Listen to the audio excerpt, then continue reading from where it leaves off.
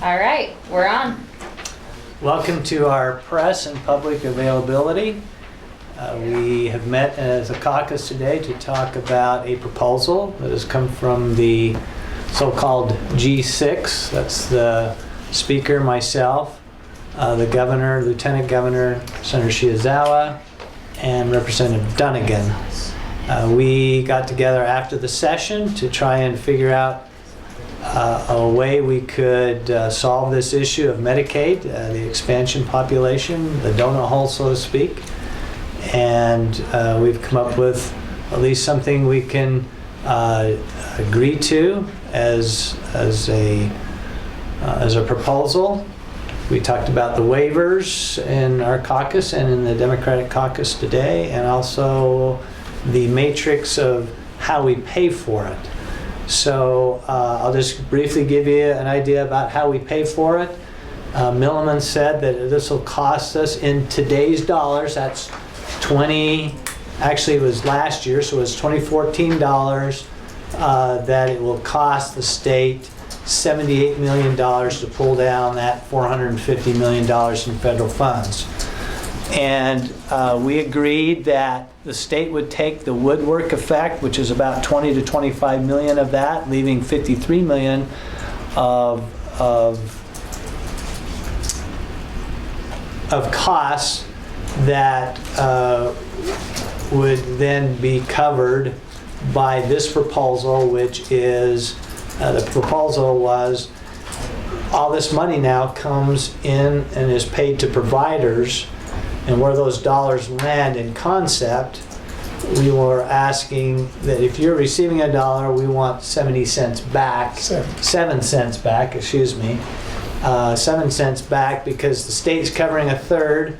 This would be about 2/3, and that's how we would then cover the state portion, or that $53 million. You've seen the matrix. No, this looks like somebody doesn't have them. But that means hospitals would have an additional assessment.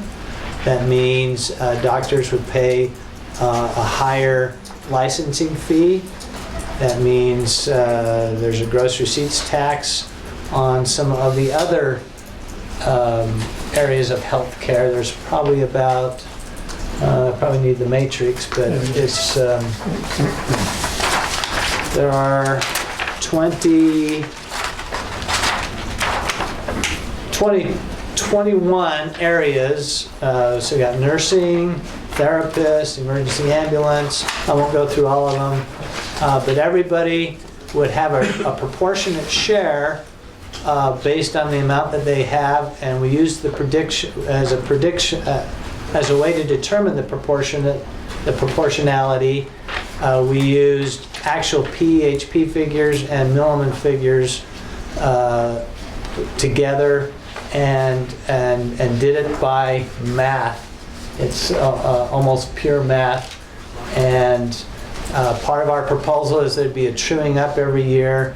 And so where you start may not be where you end, because where the actual dollars went would drive what the new assessments would be every year. So that's it in a nutshell. We have Senator Shiozawa, who is an expert on this and the Senate sponsor of our bill last year, and we're happy to take questions. What's the biggest difference between this proposal and the one that wasn't able to get past the House last time around? Senator Shiozawa?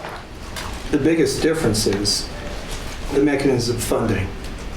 Because basically, if you look at what this bill accomplishes, it covers the coverage gap, and it also gets the federal drawdown, or that money from the federal government, to increase the business economic development, if you would, help the hospitals and those providers. That remains the same.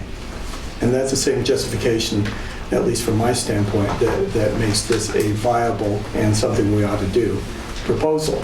The differences are going to be some of the waivers, there's some differences, but many of the waivers are similar to Health in Utah. The biggest difference is the funding and how the funding is done and who pays for it. Is that through the mechanism you were just talking about? And that's through this matrix right here. Where people pay 7 cents for every dollar that that is That's the provided to them. concept. That's the concept, okay. right? That's not, you can't do it that way. The federal government doesn't allow us to follow that dollar and then take 7 cents back. So you have to do it based on hospitals broadly, physicians broadly, other nursing. It's all broad-based. Now, you know, there's probably some people that take Medicaid will benefit more than others, but everybody has the exact same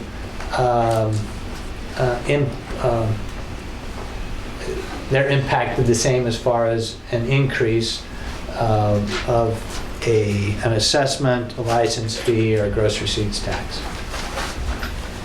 Can you talk about how those increase, because this is first year, right? But eventually it goes up to a total of, So first years are 78 here. million. Yeah, The first years are here. 2021 is here, but these are all based on Milliman's prediction that we'll have $78 million in state funds. We'll need that $78 million to draw down the $450 million. And that could change if take rates are up. It could, if they're up, it'll increase. If it's down, they'll decrease. And the truing up every year will determine where those dollars actually went, and so there'll be some shifts between categories here.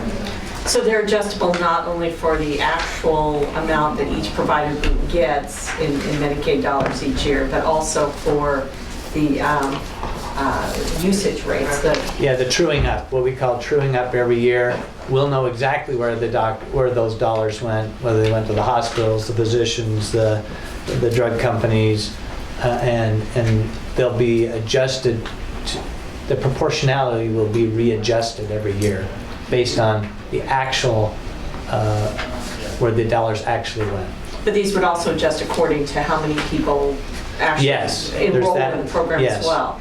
So they could go up or down So no according to capping, that. but you have a volatile revenue source, a revenue source that can move with the usage. If it's not 78 million by 2020, if it's 178 million, they would just pay that much more. the private Yes, groups. there is no cap. And the state share, that 1/3 share would also go up.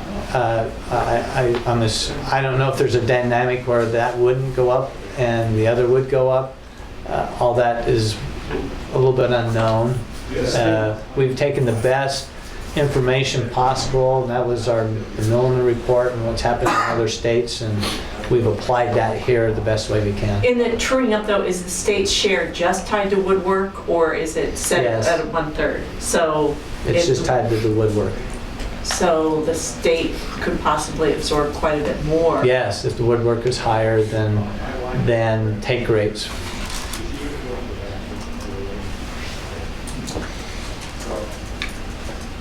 Senator Shizal, any other comment on that? I think you've depicted that program. What about the buy-in from the provider groups? We've already heard one group come out against this proposal. I know the Utah Hospitals Association initially offered 25 million, but you're giving them a lot of volatility here. Have any of these groups signed off on this plan? Not that I know of, Is that, but this is the first time it's been made public but you've today. been talking to them, right? Only, I haven't talked with them. Okay. I think there's been others who have talked, but I can't address that. How important is their buy-in to this program in terms of support among lawmakers? Well, it's the job of the lawmaker to balance all the interests, and there isn't a bill that I've seen passed that doesn't have somebody that's unhappy. There's happy folks and there's people that are unhappy. But that's what we're trying to balance, is all those interests. And now we'll have the Health Systems Reform Task Force, and we'll hear from the public, we'll hear from the providers. I'm sure I'll be hearing from them directly. And that's how we decide what's best. That's how we pass bills, is by getting all that input. So I suspect there may be, there may be some adjustments, or there might not be adjustments. We'll see how it goes.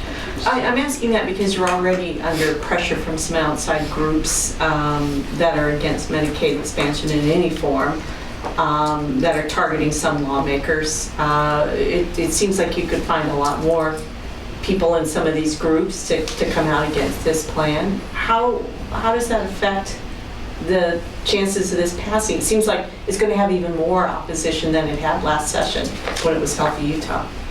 Well, we had a lot of opposition to prison relocation, but we passed that. Senator Shizawa, maybe you can answer this one. Have you guys looked at the impact this might have on urban versus rural hospitals, urban versus rural doctors? I mean, it seems like it would be different for different parts of the state. Well, let's separate those two because those don't always work in tandem. In terms of urban versus rural hospitals, for example, many hospitals have a huge amount of uncompensated care. Patients who come and use their emergency and their hospital services and don't get any money back from them or small amounts, and so they're forced to cost shift that money. And if you're in a rural hospital, where you are really volume dependent. In other words, you may not have near the number of patients, say, that the University of Utah has, or Intermountain Medical Center. Then you have to distribute that cost and those losses over a much smaller population. And small fluctuations can mean a very big deal. In other states, for example, the passage of the Medicaid expansion was actually life-saving to some hospitals in rural situations because their costs were so high that they had to do this. Now, if you're a bigger hospital, you have larger margins and you have more physicians referring into, those fluctuations aren't nearly as big deal. Now, if you talk about doctors, that is a volatile group as well because you have a difference between, for example, rural doctors who may have a certain type of practice that doesn't accept Medicaid, for example, or does accept Medicaid, and they offer and they work on small margins. And then versus an urban doctor who may be an employee, say of the University of Utah, for example, or Intermountain or some other group. And so those are differences as well. And if you're an employed physician, the implications of a fee increase are quite a bit different than you're in private practice. And so all of those are factors that we have to look at. There are some very long and far-reaching consequences for these. But there are ways to deal with potentially like the rural doctor. We're already dealing with that now, right? We find that it's hard to get physicians to move into small rural areas because of the volume problems that Senator Shizawa mentioned. And so we do have some incentive programs where we pay off part of the loans that the doctors have if they're willing to go out and spend a certain number of years in a rural setting, and hopefully they'll like it there, and their wives will like it there, or spouses, and they'll end up staying. We may be able to look at an expansion of that program or some tax credits or something like that to offset some of the fee increases that might be more difficult for a rural physician than one in an urban setting. There was a question raised during the Democratic caucus about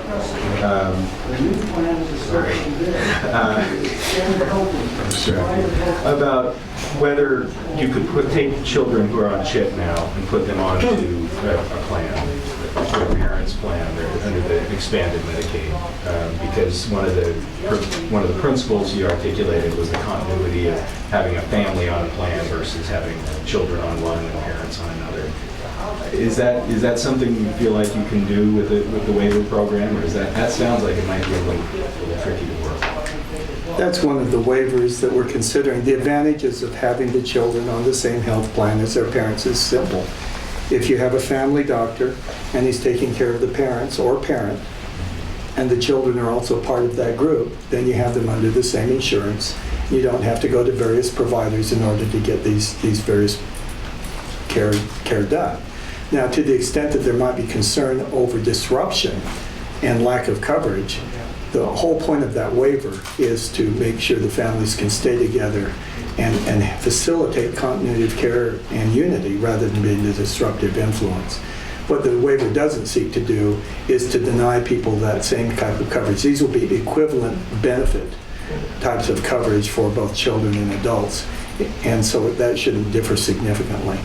So you'll be setting some standards on the policies that will be offered to this expansion population beyond what the Medicaid requirements might be. Well, the Medicaid requirements have to be our baseline. We have to be in compliance with the federal benefit plans. We have no latitude on that. What we can ask for a waiver, though, is to see if we can get them on the same plan if there's two different groups. Can you talk more specifically about the waivers that are needed and how that process works? Because my understanding is you'll go through a legislative process. The plan is that you hope this will go to a special session later this month or later in October. And then it would go to the feds for the waiver approval. Is that? Let me take that question. Sure. So later this month, tomorrow. That's true. That's pretty simple. Yeah, let's go to October. October probably is more doable. We have some of the waivers already agreed to by the federal government for things like a cost-sharing approach with those people above 100% of the poverty level. Those people are getting premium subsidies, for example. So those have already been negotiated. We're talking about waivers, for example, that would give us, for example, a way to make sure that those people who are medically frail get into a Medicaid ACO, and so they have case managers and close monitoring and assistance. And so that's one of the waivers we're seeking. We'd do this in such a way that it would incentivize commercial insurers to become engaged in this particular program and offer products to the citizens, and so they'll have some choice. So those are some of the ideas. Now, could any of these be a impediment to it or a poison pill? Well, we're going to have to talk about those ways because this is still conceptual, and we have to look at these in terms of what things will help preserve the integrity of this program and still and also be financially responsible. So that's the point of the waivers. But again, the idea would be that you would want lawmakers to pass this and then you would ask for waivers. And I guess the question is, could the plan actually be in jeopardy? I mean, it could be passed by the Utah legislature, but without the waivers not be able to be implemented. We'd have to look at that because you look at the greater good. What's the point of this? If the point is you want an expansion to cover this group of patients, if you want to bring back these tax dollars, state of Utah, then our waivers have to be carefully crafted. They have to be enough that they suit this unique population and frankly, the people of Utah and the way we want to do this. This is a Healthy Utah plan or a plan like that, but also not to endanger the overall goal, which is really to get the passage. And there are groups that want certain things to ensure more commercial insurance participation. We have to consider those. There are groups that would like to have families staying together, for example, but not at the cost of being disruptive to the care. So we'll have to look at all of that. So it sounds like what you're saying is the waivers, the request for waivers would be crafted in such a way the plan could still be implemented if they're not approved. It might just I think we're change going to the have cost. quite a bit of latitude on those, and we'll work with our fellow lawmakers to make sure that's not a big stumbling block. Come on, guys, we got to keep our eye on the ball, which is the endpoint, which is an expansion. If we want to do this, let's do it right, and so it's suitable to the state of Utah. And how soon could this be implemented? If everything goes according to plan and later next month you go to special session and approve it? I don't know the answer to that question. I think because there's a ramp-up period, there's a transition period for the 34,000 people that are already getting health insurance through the exchange in the 100 to 138%. So my guess is it's going to take several months for it actually to for the water to get to the end of the row. I know you said that this is just the first time this is being made public. Is this just a Senate plan, or is the House seeing this too? No, this is the plan that the G6 came. These are what we could agree to in concept, and now we're presenting it to our Republican caucuses. Senator Shienzawa and I presented it to the Democratic caucus today, and Senator Maine. It's the first time you saw it today, your Right. caucus. How was the response there? This is something we've been waiting for in our caucus. I think the whole state of Utah has. And it's our job to ask the questions as we did to the president and to the senator, and to go back into our Senate districts and ask those questions. It's a new way of funding. It's a new way of doing business. And so we have had conversation, and we will. And our job as a minority party is ask those questions. You know, we want to make sure that we're involved with all these decisions. We represent a lot of people in the state of Utah.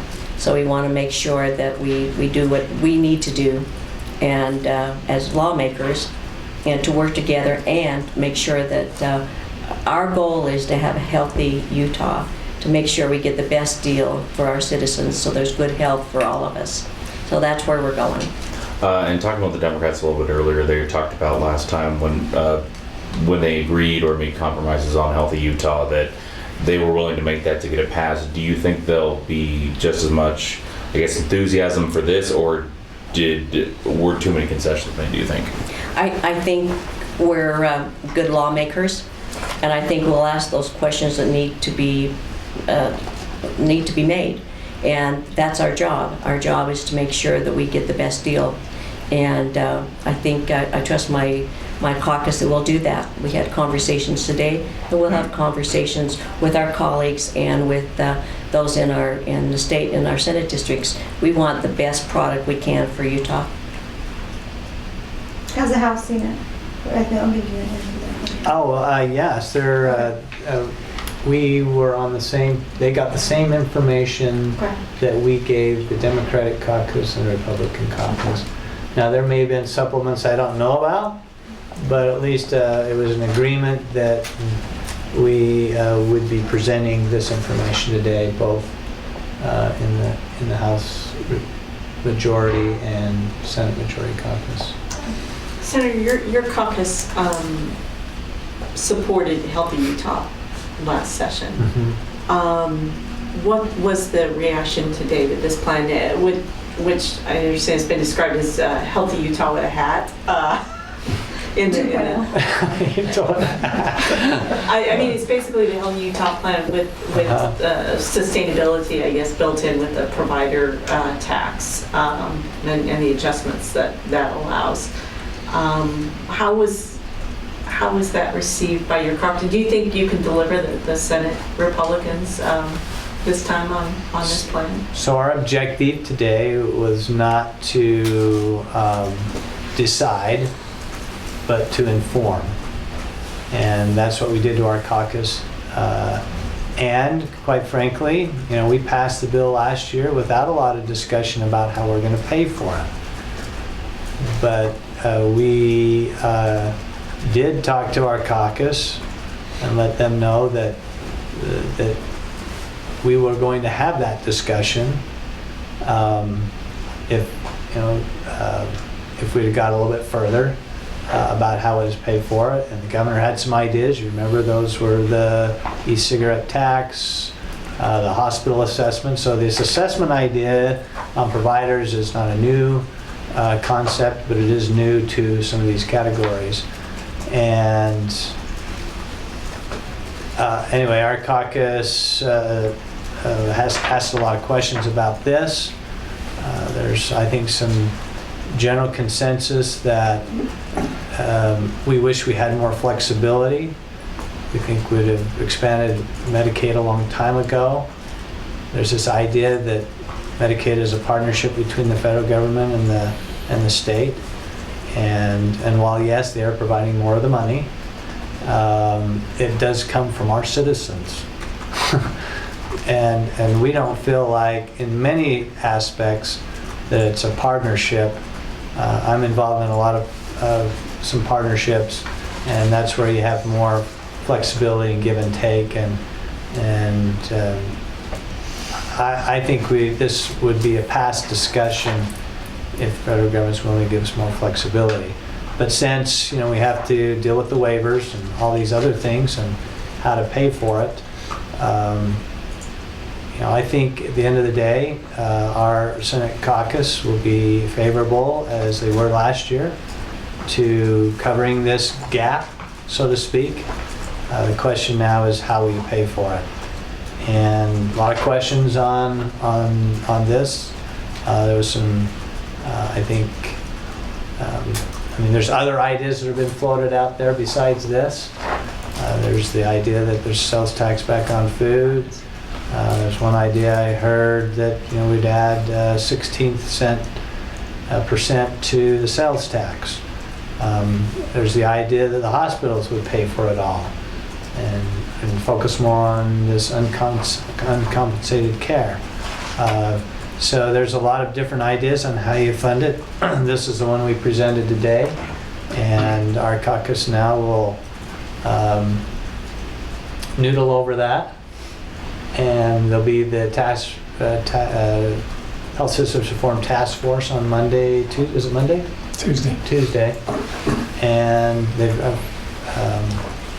and we'll get a lot of public input. I think then we'll come back together and see where everybody's at. If this fails, is this the last best effort, do you think? Well, I hope not. I hope that this is a process of figuring it out, and hopefully we can, you know, we won't be back completely to the drawing board, but we might have to go back and say, all right, so this isn't working exactly as we presented it. How can we make it work? And that's why the input of all caucuses, Democratic and Republican, are so essential now at this point in the process.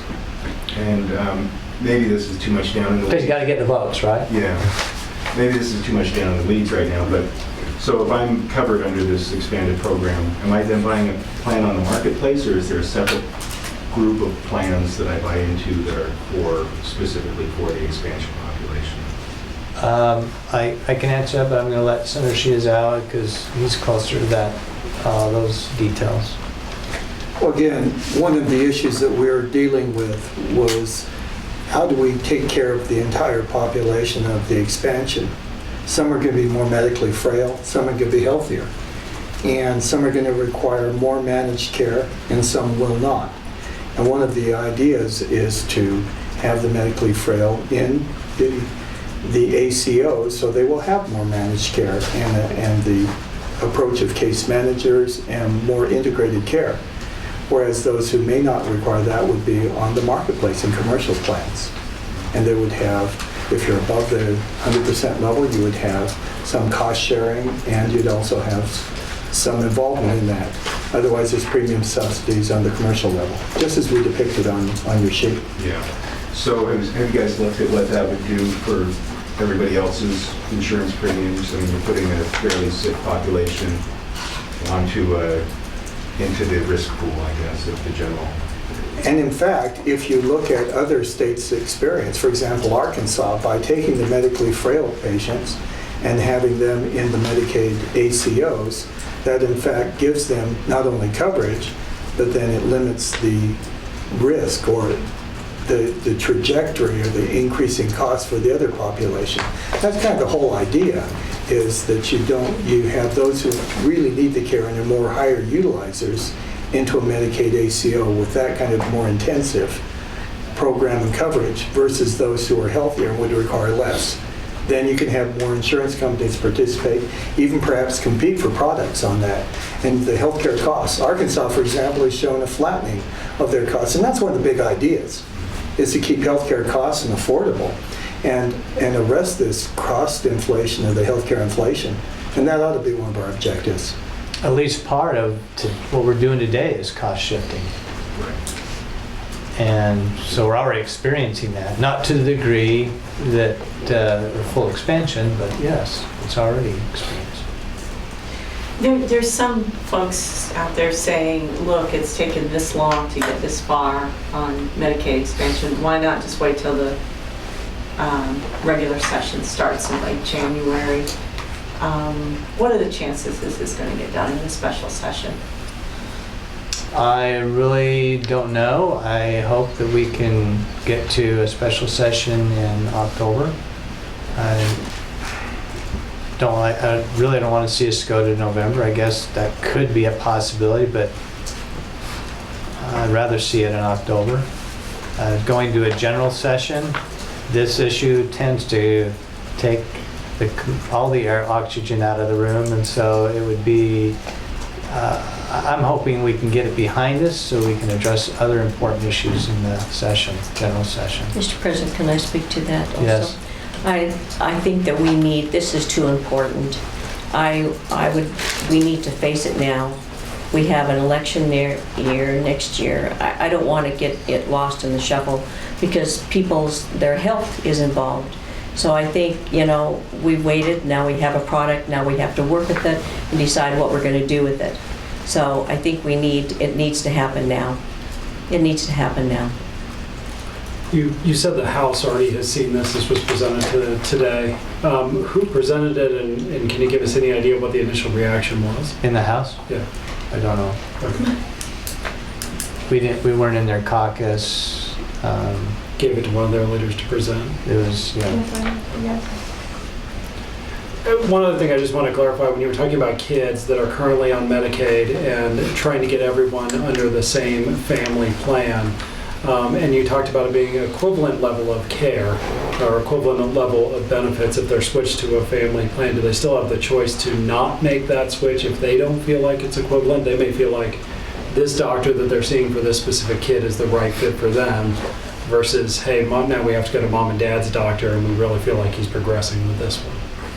You bring up a good point. This is conceptual right now. And personally, as the bill goes forth, we'll look at that. It may be an option. The whole point of this is to give the option of continuity with the families. It's not intended to disrupt. And so we'll have to look at that choice being as part of this. And it may be. I don't see that this is going to be a big stumbling block in that particular issue. It was just that one option to help the families have that option stay together. The one other thing is the vast majority of what we've discussed here has all been to do with the funding, and you said that's the biggest change to this is the funding. Are there other programmatic changes that you see that could be a big stumbling block down the road? I don't see any others that are fundamentally different. As far as the actual expansion bill that came out of the Senate last session, we had the population defined, we had that mechanism of terms of what waivers we wanted to seek and the timelines on that. So I think it's basically the same. And I think you're right. This is right now the discussion is on the funding, who pays for it and in what amounts. Any other questions? President, we have one. Oh, we have We have excellent. one. This is a chat in on our YouTube stream. Somebody wants to know, will the task force take a vote and make a recommendation that would be tied to whether there may or may not be a special session? The task force wouldn't decide whether there'd be a special session or not. The main purpose of the task force is to take public comment. And so that will be their objective next week, is to hear from the public. If that answers the question. Is there another caucus scheduled after the task force meeting, after this public comment?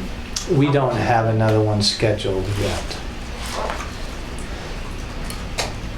When would you take the vote to be able to tell the governor whether there's enough support for this to warrant a special session?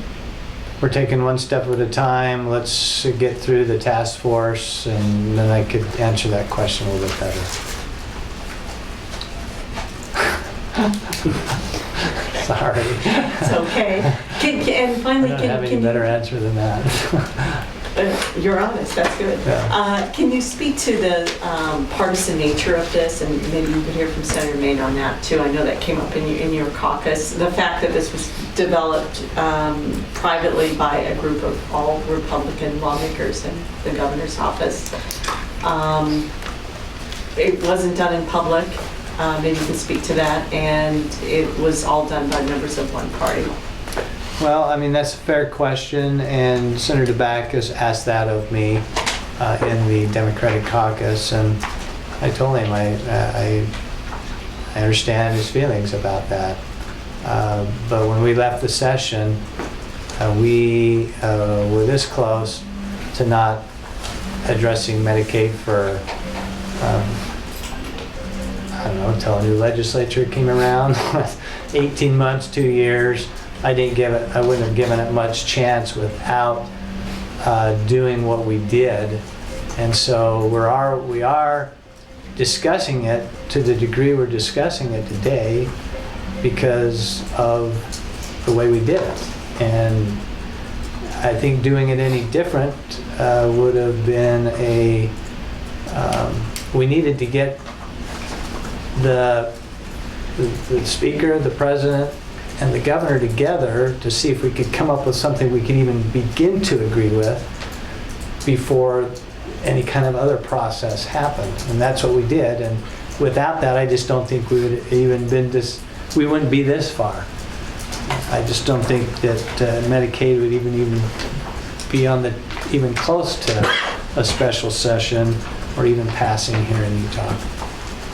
Why wait so long to hear from the public? It just wasn't ready. Senator Maine, you anticipate the Democrats will decide whether to go along with this plan, or will they propose alternatives of their own? You know, there's 5 independent senators up there, and they're pretty sophisticated and they're pretty smart guys. So I think, we have good questions, we have good conversations, and our colleagues will decide where they're going to go. And our questions are good, and we've been thinking and talking about this for a long time. So we're ready to act, and it's new to us today also. And so that's our journey, as we say, to make sure our constituents and the state of Utah have good health care. And that's where our decision-making will come from. Senator Maine, I'd like to hear from you about how you feel about the process and how it was developed without your party's input. Well, that's been a conversation in our caucus, and as my colleagues know, Democrats are real smart, and so we have a lot of good ideas. So now we have a product, and so we're going to give input. We're going to make sure that we're involved with that, and the president and my colleagues have all said come to the party, and we're there. So we hope to be some decision makers from now on. Would it be a better product, though, if you've been involved?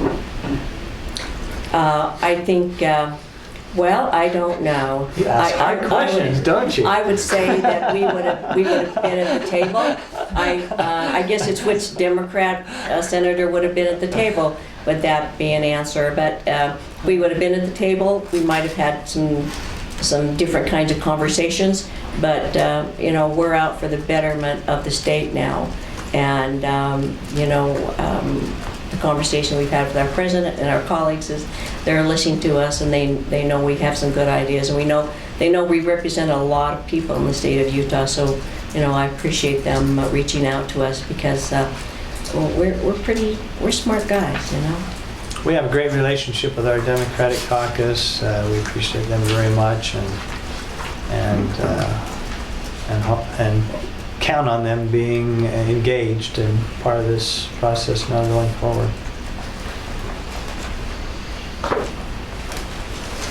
We'll be discussing this again sometime. Yes. And just double check on the numbers, so it was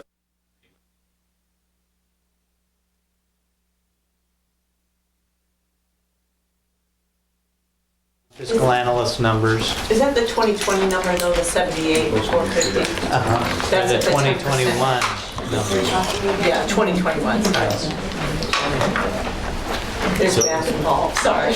I mean, it's a prediction. It's an educated prediction. Yeah. You know what I'm saying? It all is depends on take rates and everything else. 90% of reporters can't do math, but the other 20% can. I'm one of the 100%. My God, watch out. That's it. You bear a report or something.